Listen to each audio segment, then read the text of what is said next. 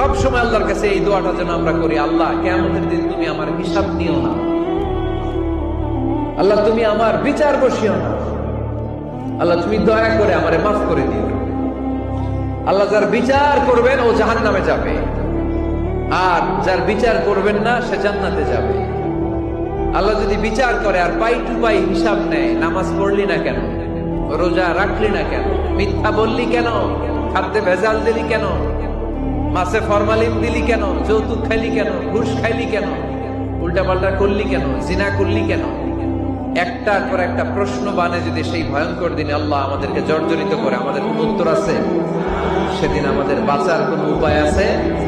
তাই আমরা সবাই আল্লাহর কাছে দোয়া করবো, আল্লাহ কোনো বিচার টিচার মানি না, কোনো বিচার করতে পারবো না, দয়া করবা।